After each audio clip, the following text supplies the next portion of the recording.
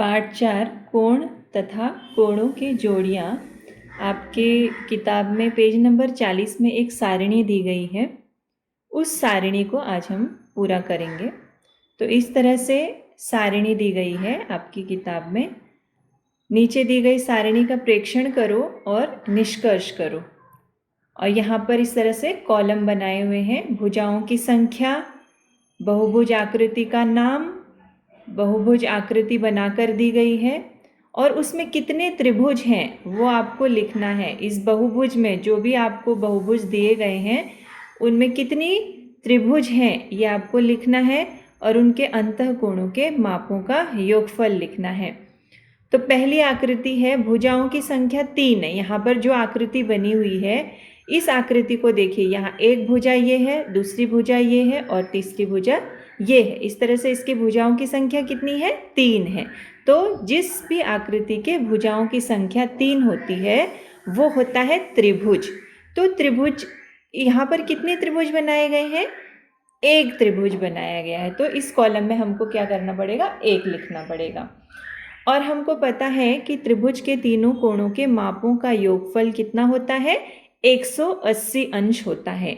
यहाँ पर 3 कोण है, त्रिभुज में 3 भुजाएं होती हैं, 1 2 3, और 3 कोण भी होते हैं, 1 2 और 3। ये तीनों कोणों के मापों का योगफल 180 अंश होता है। तो यहाँ पर हम क्या लिख सकते हैं कि 180 यानी एक त्रिभुज दिया है, एक त्रिभुज के तीनों कोणों के मापों का योगफल कितना होगा? 180। और त्रिभुजों की संख्या कितनी है? यहाँ पर एक ही त्रिभुज दिया गया है आपको। तो 180 गुणा 1 बराबर कितना? 180 अंश। इस तरह से हमको लिखना पड़ेगा। अब दूसरी आकृति दी है, देखिए दूसरी आकृति को देखिए, उसमें यह है चतुर्भुज। अब चतुर्भुज में 4 भुजाएं होती हैं, 1 2 3 और 4। तो यहाँ पर हमको क्या लिखना है कि यहाँ पर ये अगले वाले कॉलम में त्रिभुजों की संख्या। अब यहाँ पर इस आकृति में कितने त्रिभुज हैं? एक ये त्रिभुज है और दूसरा ये त्रिभुज है, यानी टोटल कितने त्रिभुज है? 2 त्रिभुज हैं। तो त्रिभुजों की संख्या हम 2 लिख सकते हैं। तो उसी तरह से एक कोण का, एक त्रिभुज के तीनों कोणों के मापों का योगफल 180 अंश होता है, यानी एक का 180 और दूसरे का 180, यानी कि हम क्या लिख सकते हैं? 180 गुणा 2 लिख सकते हैं हम यहाँ पर, क्योंकि 2 त्रिभुज हैं यहाँ पर। तो 180 गुणा 2 कितना हो जाएगा? 360 अंश।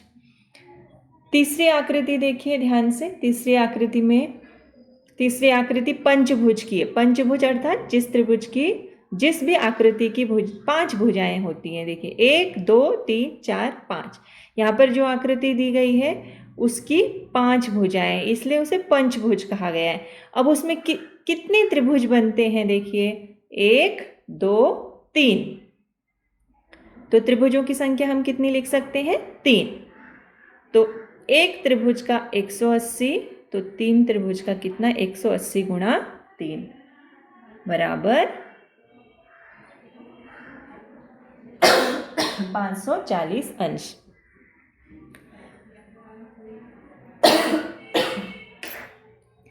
अगली आकृति देखिए,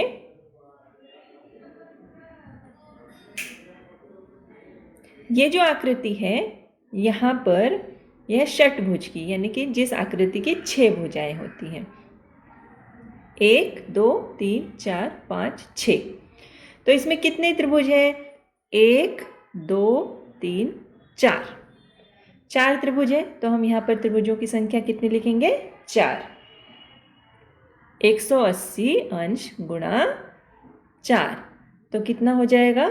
0 4 अट्ठे 32, हासिल 3, 4 एकम 4 और 3 7, यानी कि 720 अंश। उसी तरह से अगली आकृति है, यह है सप्तभुज की। सप्तभुज यानी जिस भी बहुभुज की 7 भुजाएं होती हैं, 1 2 3 4 5 6 और 7। तो 7 भुजाएं हैं, तो त्रिभुज कितने हैं? 1 2 3 4 और 5 त्रिभुज बन रहे हैं। तो त्रिभुजों की संख्या कितनी लिखेंगे? 5। तो 180 अंश गुणा 5 गुणा करेंगे 5 0 0, 5 अट्ठे 40, हासिल 4, 5 एकम 5 और 4 9, 900। इसी तरह से अगली आकृति है अष्टभुज की। अष्टभुज अर्थात जिस आकृति में 8 भुजाएं होती हैं, 1 2 3 4 5 6 7 और एक 8, 8 भुजाओं वाली ये है अष्टभुज की आकृति। तो इसमें त्रिभुज कितने बन रहे हैं, ये देखिए 1 2 3 4 5 और ये 6 त्रिभुज बन रहे हैं। तो हम क्या लिखेंगे यहाँ पर त्रिभुजों की संख्या 6, 180 गुणा 6। तो 180 गुणा 6 कितना होगा, 6 शून्य की 0, 6 अट्ठे 48 की 8 हासिल 4, 6 कम 6, 6 में 4 हासिल मिलाया 1080 अंश। अगला दिया है n भुजाओं वाली आकृति। अब n भुजाओं वाली आकृति में जो बहुभुज की आकृति है वो हम कुछ बना नहीं सकते हैं, और उसके त्रिभुजों की संख्या कितनी होती है कभी भी ध्यान में रखना है कि n भुजाओं वाली किसी बहुभुज में निर्मित होने वाले त्रिभुजों की संख्या बहुभुज की भुजाओं की संख्या से 2 कम होती है। बहुभुज की भुजाएं कितनी हैं, n है, तो उसकी भुजाओं से 2 कम अर्थात कितना हो गया, n घटा 2। तो इस तरह से यहाँ पर n घटा 2 लिख सकते हैं हम यहाँ पर। और अंतःकोणों के मापों का योगफल कितना, 180 अंश गुणा ब्रैकेट में n घटा 2। तो इस तरह से ये सारणी आपको पूरी करनी है।